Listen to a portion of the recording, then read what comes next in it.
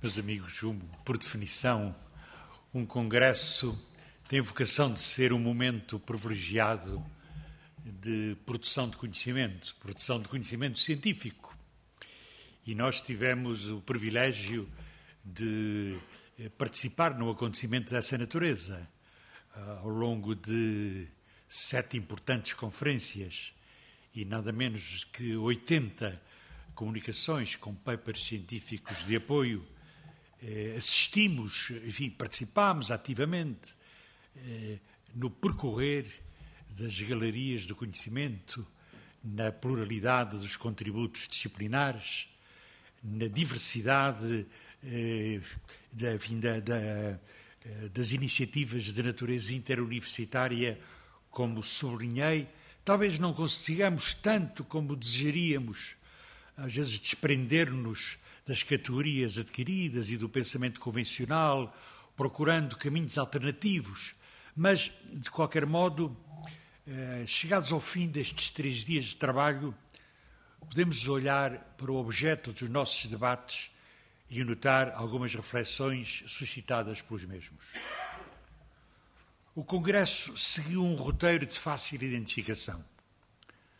Percorremos as grandes questões da atualidade, desde as inflexões do processo de globalização até às incógnitas da evolução social e económica, passando pela emergência de novos poderes e pela tecnologia da resolução de conflitos.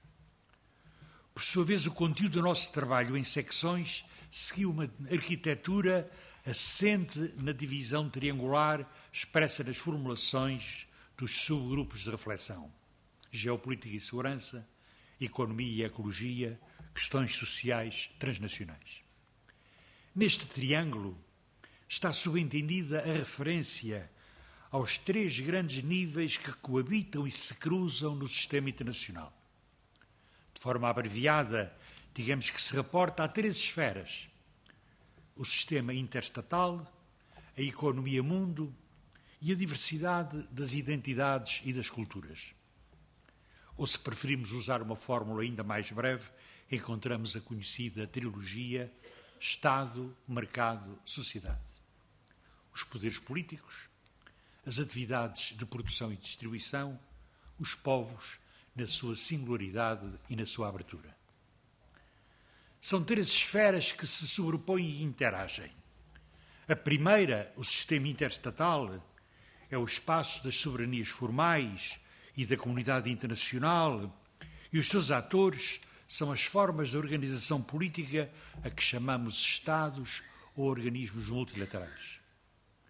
A segunda, que designamos com o termo brodeliano de economia-mundo, é o espaço que tem de identificar-se com a economia mundial sob a forma de economia de mercado ou capitalismo.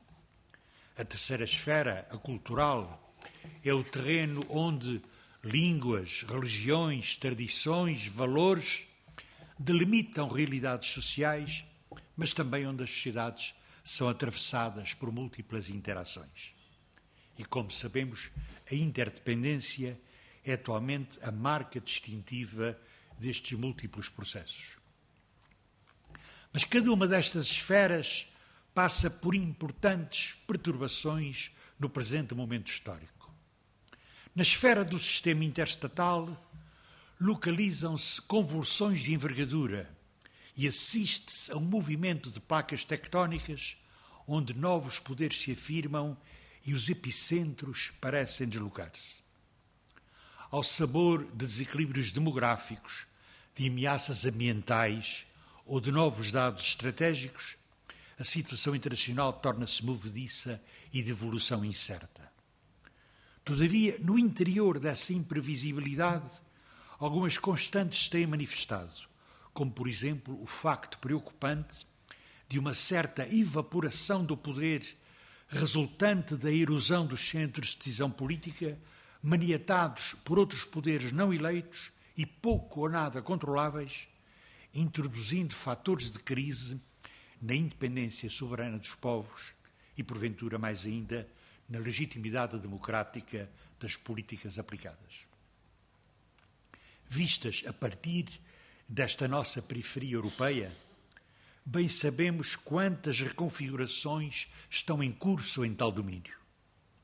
O esvaziamento dos tratados europeus convive com a afirmação do condomínio franco-alemão, ou mesmo da mera hegemonia alemã, e a correspondente incerteza sobre o futuro da União.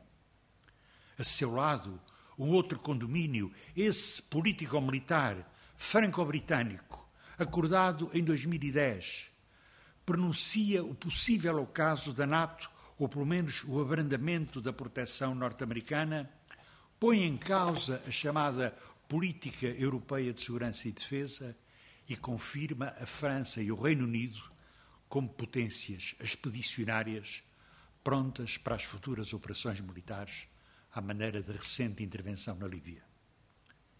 No Mediterrâneo Oriental, prevalece a atração do modelo turco, a par da disseminação do islamismo moderado, parecendo reservar um futuro significativo para a Irmandade muçulmana e as suas várias ramificações.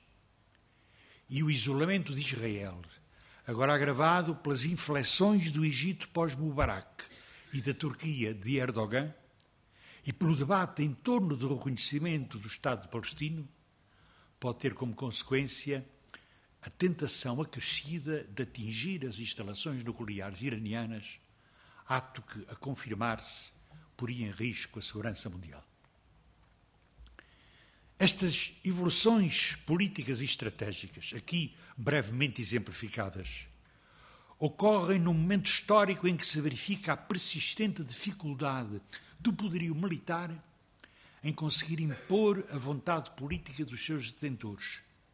E talvez esse facto seja em parte responsável pela rarefação do fenómeno guerra. E merece ser acompanhado com interesse o objetivo da opção zero em matéria de armamento nuclear, proclamado pelo próprio presidente norte-americano, o objetivo a que provavelmente a nossa geração não assistirá, mas que nem por isso deve ser apagado do nosso horizonte. Tais factos parecem tornar um pouco menos utópica a ambição de abolir o recurso à violência armada nas relações internacionais. Se perturbações deste género ocorrem no sistema interestatal, outras de não menor dimensão afetam a economia mundo globalizada. Aquelas que até há pouco considerávamos as sociedades de capitalismo avançado atravessam uma fase particularmente difícil.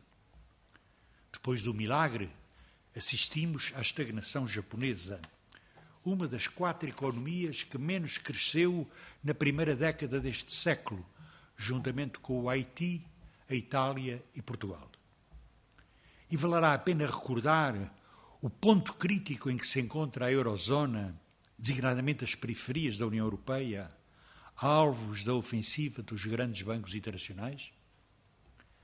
Na própria economia norte-americana não faltam sinais de inquietação, nem que seja pela excessiva concentração da riqueza naquele 1% dos mais poderosos, em detrimento de políticas distributivas geradoras de prosperidade alargada.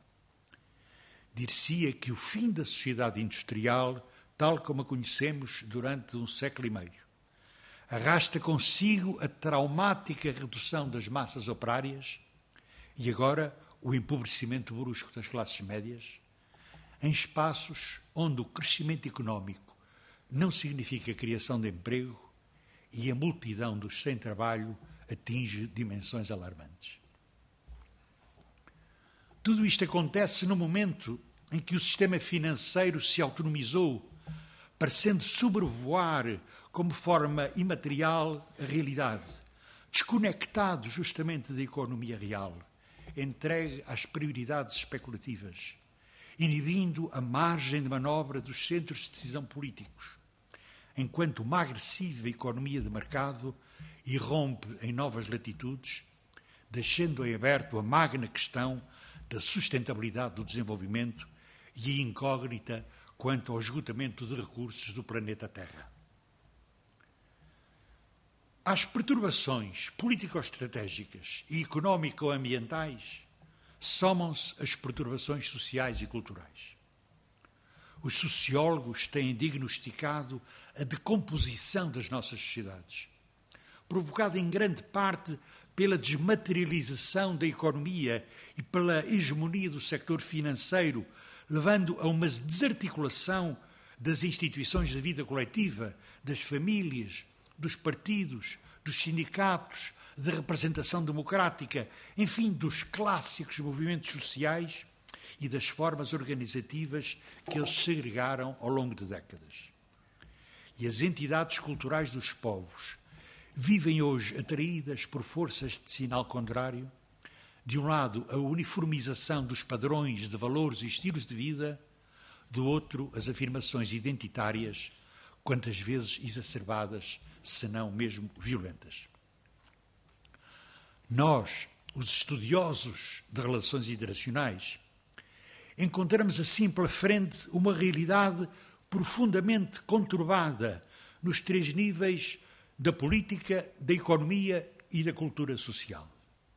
A matéria-prima do nosso estudo, isto é, o sistema internacional nas suas várias vertentes, adquiriu uma grande visibilidade, mediatizou-se, é hoje apreendido pelas opiniões públicas, mas a sua compreensão tornou-se complexa e sujeita a inúmeras distorções. Isto significa uma grande trabalho, uma grande responsabilidade para o nosso trabalho científico. Na nossa função de interpretar a realidade internacional, sabemos que temos de renovar de rigor e de sentido crítico. Por alguma razão tivemos necessidade de criar novas categorias mentais para dar conta dos factos imprevistos com que temos de lidar. Inventarmos termos diferentes, por vezes sofisticados, para designar as inovações que a realidade nos impõe. Falamos, por exemplo, de constelação pós-nacional, ou de cosmocracia, ou de biopolítica, ou de macroética planetária, ou de governação global, em tentativas, nem sempre bem-sucedidas, de melhor interpretar a realidade presente. Pelo caminho, descobrimos novas e insuspeitadas contradições que atravessam a nossa atualidade. Falamos de globalização e do seu contrário, que é a fragmentação, ou mesmo do seu subproduto, que é a exclusão. O mundo mais globalizado tem sido agente de exclusão em larga escala. Falamos do contraste já referido entre o sistema financeiro e a economia real, com as consequências desagradadoras que conhecemos. Verificamos a contradição entre o sobrearmamento verdadeiramente exorbitante e o frequente fracasso da utilização da violência nas relações entre os povos e no seu interior.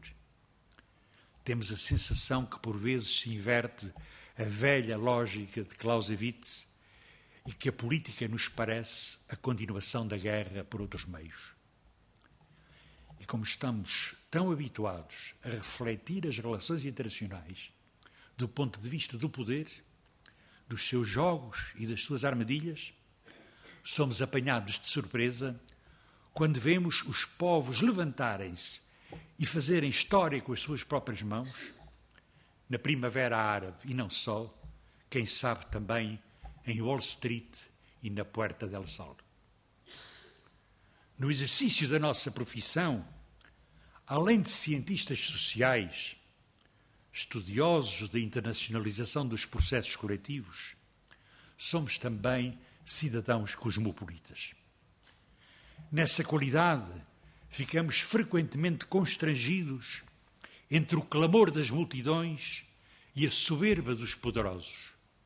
E sabemos que nesse antagonismo não nos é permitida a insensibilidade.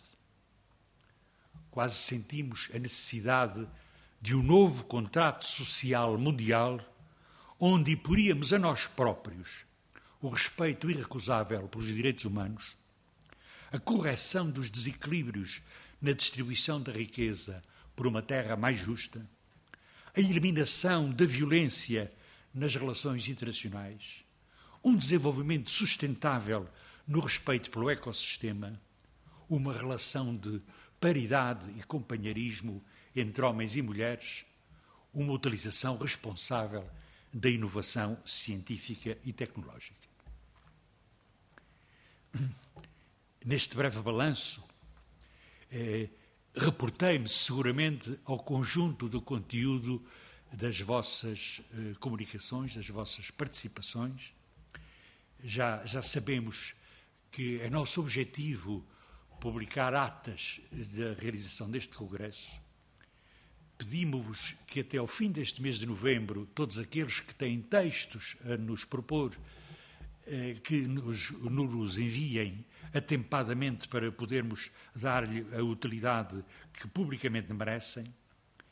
E se algum desejo me é permitido formular, é que se continue a potenciar e a permitir o maior número de frutos possíveis da interação entre as várias comunidades académicas que aqui estiveram presentes estes dias, coisas que já acontecem com frequência. Temos já em comum, entre várias universidades, um workshop de geopolítica, temos programas de investigação que envolvem diversos institutos e universidades portuguesas.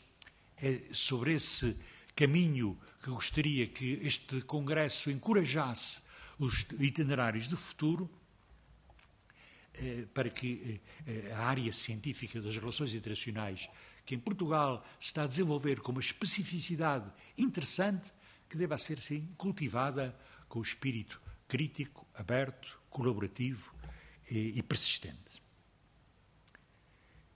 Não posso deixar de terminar, enfim, estas minhas palavras sem renovar alguns agradecimentos, desde já também à própria Fundação Calouste de Gulbenkian, que nos permitiu usufruirmos destas extraordinárias instalações. Eu gostaria de poder nomear individualmente os elementos da comissão organizadora, incansáveis e de grande profissionalismo, que eu saúdo aqui de uma forma muitíssimo cordial. Temos de agradecer também às pessoas que fizeram a tradução simultânea na qualidade de intérpretes, todos aqueles que, enfim, que contribuíram para os nossos trabalhos e, sobretudo, deixar uma palavra final de agradecimento àqueles nossos convidados, que alguns deles, em viagens transatlânticas, correram quilómetros para estar aqui connosco estes dias, para partilhar os seus saberes para aqueles 80 e tal autores de comunicações científicas e para todos vós, congressistas, de quem vim justamente percorridas as tais galerias a que eu me referi de início, nos vamos encontrando não só intelectualmente, mas também humanamente. E muito obrigado a todos.